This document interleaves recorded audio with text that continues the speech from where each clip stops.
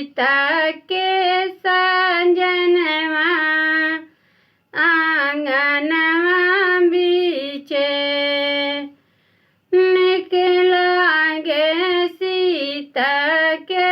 सजनवा आंगनवा बीचे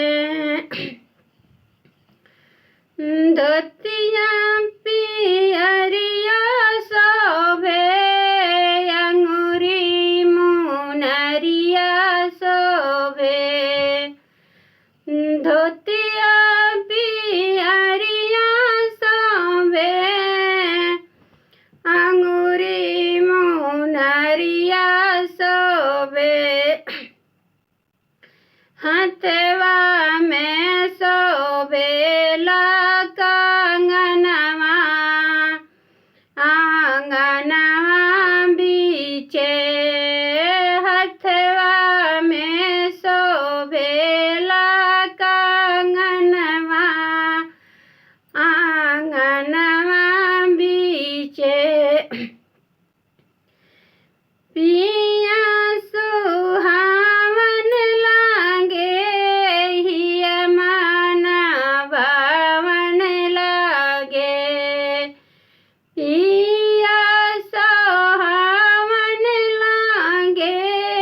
हिया मन भावन लागे फुलवा बरसावे है गगनवा आंगनवा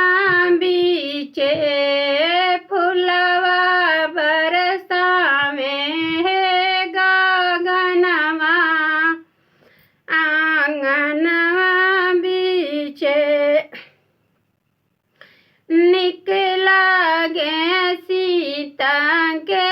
सजनवा आंगनवा बीचे एही पर जनक शोभे वही पर दशरथ शोभे एही पर जनक शोभे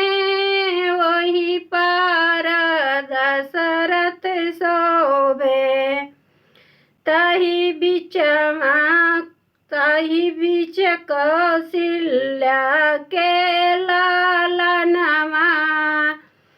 आंगनवा बीचे तही बीच कौशल्या के लालनवा आंगनवा